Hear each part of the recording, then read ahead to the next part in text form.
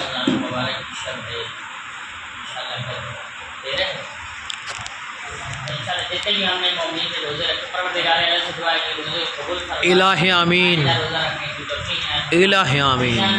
چند احکام جاننے کی کوشش کریں گے، گفتگو کریں گے روزے کے سلسلے سے اور نماز کے سلسلے سے۔ مثال کے طور پہ ایک سب سے بڑا سوال یہ ہے کہ آپ جیسے ہم نماز ہمارے قصر کا کتنے کلومیٹر پہ ہوتی ہے؟ 22 کلومیٹر، آنا جانا 44 کلومیٹر ہونا چاہیے، ٹھیک ہے، تو نماز قصر ہوگی۔ اسی طریقے سے آپ جا رہے ہیں روزہ کب، یہ بھی یاد رکھیں، جب آپ 12 بجے سے پہلے زوال یعنی کہ نماز اذان سے پہلے جا رہے ہیں تو پہلے پہنچنا ضروری ہے، تب روزہ ٹھیک ہوگا۔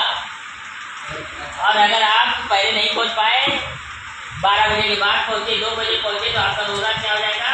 ختم ہو جائے گا، وہاں پہ آپ کا افطار کر لیجیے، کھانا کھائیے، پھر اس کی قضا کریں گے کب؟ رمضان بعد قضا کرنا واجب ہے۔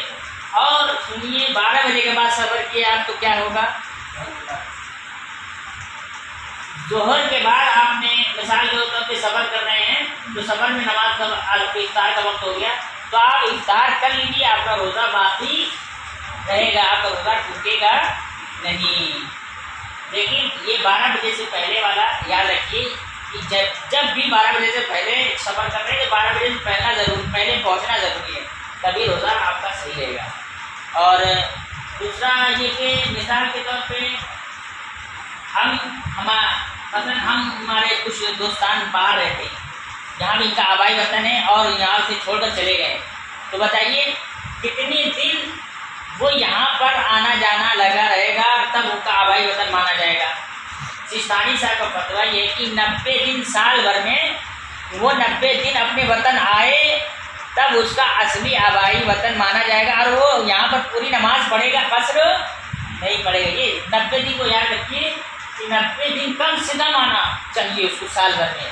اگر مثال کے طور کبھی کبھی آ رہا ہے، سال میں 10 مرتبہ 15 مرتبہ آیا اور پھر یہاں پر پوری پڑھ رہا ہے، لیکن یہاں پر آپ کو کیا کرنا ہے؟ قصر پڑھنی پڑے گی۔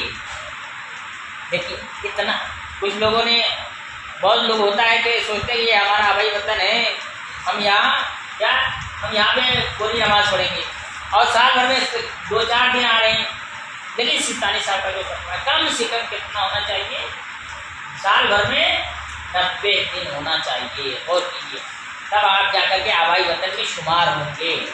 اور اس کے بعد نماز کے سلسلے سے جو ہیں مسئلے ہیں کہ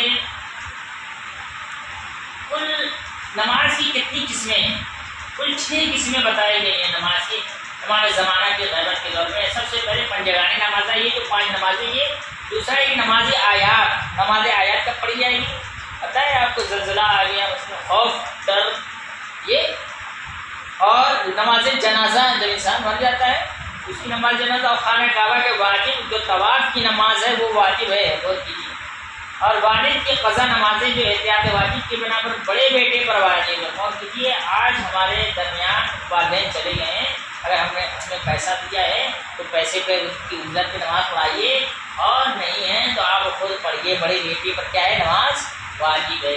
لیکن عزیزان ایسا بہت مشکل ہوتا ہے، اس مشکل کو آپ انجام کیجیے، کیونکہ والد نے ہمارے اوپر، والدین ہمارے اوپر بہت احسان کرتے ہیں، بچپن سے لے کر کے جوان کیا عزیزان، اس لیے ان کے احسانات کو فراموش نہ کر کے بلکہ ہمیں ان کی جو واجبات چھوٹ گئی ہیں ان کو پورا کرنے کی کوشش کرنا چاہیے۔ اور نماز کے لیے 3 چیزوں کا ہونا ضروری ہے، جیسے نماز کے لیے مقدمے کے طور پر 6 چیزوں کا ہونا ضروری ہے، وقت ہونا ضروری ہے، پھر اس کے بعد کیا ہے؟ قبلہ، آپ کو قبلہ ہونا ضروری ہے، پھر اس کے بعد وضو، پھر غسل یا ان کے بدلے تیمم، یہ بھی مطلب پانی نہیں ہے تو وضو کرنا ہے، تیمم کرنا ہے، پھر اس کے بعد یا پانی نہیں ہے، ٹھنڈ لگ رہی ہے، مضر ہے آپ کو تو جنابت کی حالت میں ہے تو آپ کو غسل کے بدلے کیا کرنا ہے؟ تیمم کرنا ہے۔ یہ سب چیزیں ہونی چاہیے۔ چوتھی لباس اور بدن کا پاک ہونا شرط ہے، اگر پاک نہیں ہے لباس تو آپ کی نماز نہیں ہوگی، اور لباس غصبی نہیں ہونا چاہیے، اور مردار درندے اور حرام گوشت جانور کے گوشت کے اجزاء سے نہ بنا ہو، وہ لباس جو ہے حرام گوشت کے اجزاء سے نہ بنا ہو، اور جگہ جو غصبی نہیں ہونی چاہیے، چھینی ہوئی نہیں ہونی چاہیے، اور متحرک نہ ہو۔ نماز جب پڑھیں تو آپ ساکت رہیں، قیام کھڑے، ہیلے نہیں، نہ کبھی روح قبلہ ہو، کبھی مثلا نماز میں کچھ چیز مکروہ ہے، کیا ہے انگلی پھوڑنا، کیا یہ مکروہ ہے؟ مثلا کبھی عادت ہوتی ہے کبھی تھوکنے کی، زیادہ بول سے اگر آپ نے تھوک دیا یہ تو غلطی ہوگی، لیکن کبھی کبھی تھوڑا مراجع تھوک دیتے ہیں مثال کر کے۔ اور زیادہ سوچنا نماز سے علاوہ کیا ہے، بہت زیادہ سوچ رہے ہیں، نماز بھی پڑھ رہے ہیں، سوچ بھی زیادہ رہے ہیں، یہ بھی کیا ہے لیکن اور یہ بھی ہے کہ اگر زیادہ نماز کو آپ کو تلاوت کرنے سے قرأت زیادہ روکے تو نماز باطل بھی ہو جاتی ہے، یہ بھی ہے کیونکہ نماز میں گڑبڑی ہو رہی ہے۔ اس لیے کوشش کریں کہ نماز پڑھتے وقت زیادہ ادھر ادھر کی باتیں ذہن میں نہ لائیں، اور اسی علاوہ جو ہے کہ پروردگار عالم سے دعا کرنا چاہیے کہ جتنے بھی ہم نے مسائل اور جو کچھ بیان کی پروردگار ہمیں عمل کرنے کی توفیق عنایت فرما۔